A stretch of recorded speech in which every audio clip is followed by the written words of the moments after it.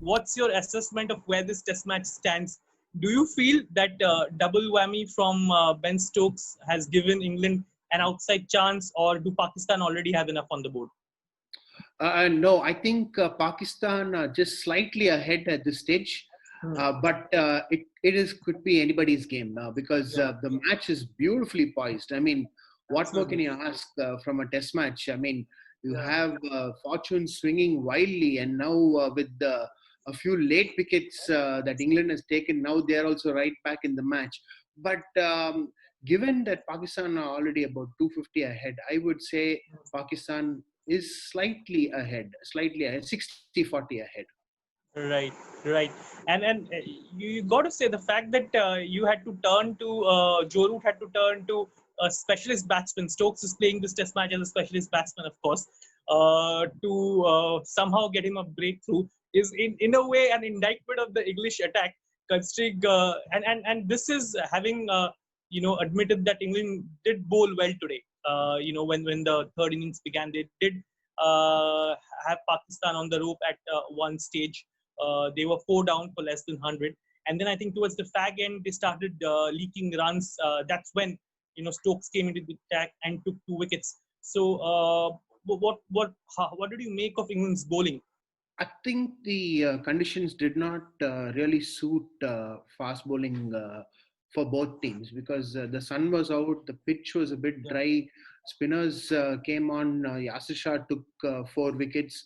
So in having only one spinner in Don Bess, I think England fell short in that department because it probably needed another extra spinner, even a part-time spinner, somebody who could get something off the pitch because there was not much in it for the Pacers. Unless they kept it full, there wasn't much in it and not much movement either. So this is turning out to be more of a subcontinent type match and pitch than what we're used to seeing in England.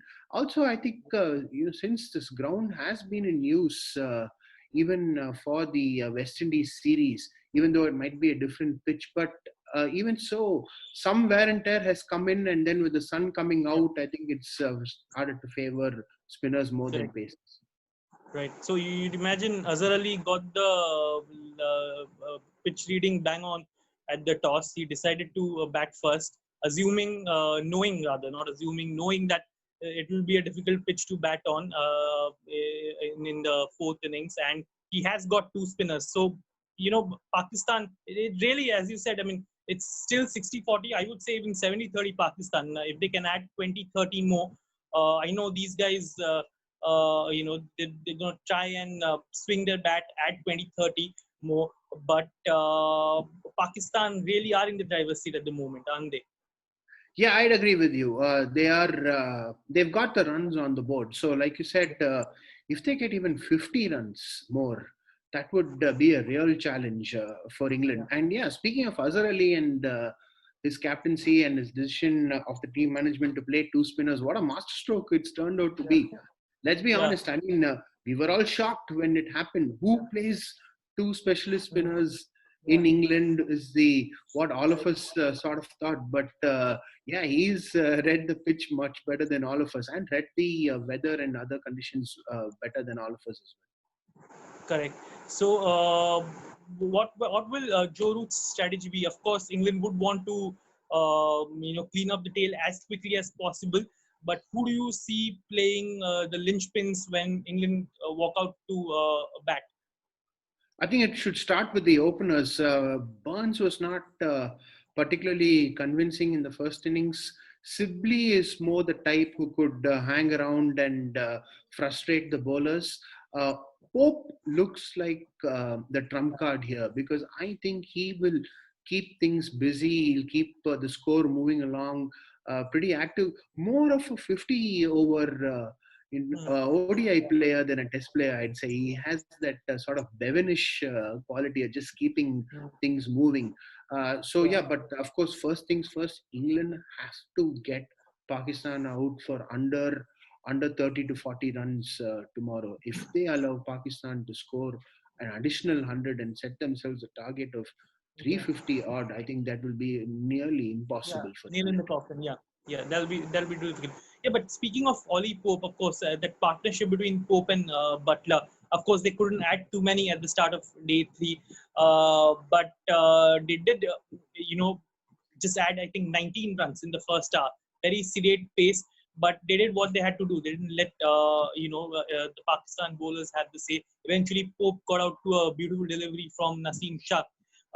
But again, I know we have been dissing Butler for his failures with the bat and in this test match for his mishaps behind the stumps. But how crucial was that 38 from Butler, considering he did consume 100 deliveries, made sure that England eats away into the deficit that much more?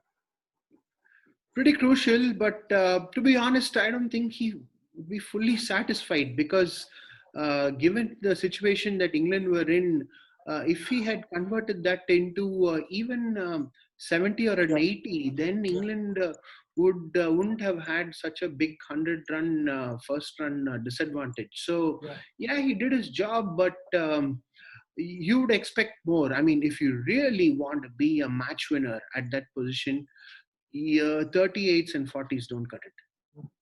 Right. So I mean, all things said and done, of course, the trick to move to Stokes paid off for Joe Root. But you'd really say it's that 107-run lead that Pakistan got that sort of might come back to sort of haunt England, wouldn't it? I mean, quite a massive lead in the context of the game. Yeah, you have to go back to Shan Masood's big innings in Yeah. the Yeah. first innings because that he pretty much scored half of Pakistan's runs there and showed the value of patience and technique and everything. So he could turn out to be the real match winner because to play that sort of an innings and give Pakistan a good first innings total, like you said, it's made all the difference. Yeah. Absolutely. Right, so that'd be all from our side. Let's see how tantalizingly this test match unfolds on day four. As Ashwin said, Pakistan still seem to be holding all the aces. It's he thinks it's 60-40. I say it's 70-30. As we have been discussing, Pakistan's victory in this test will set up the series very nicely because England and well, England's I think one more reason why Joe Root would be desperate to win this test match is to put an end to that dubious record of England losing the first test match of the series. I mean, of course, let's not get ahead of ourselves. The match not over Yeah, yet. England could well yes, that's true. That's true. finish off that record with a win here.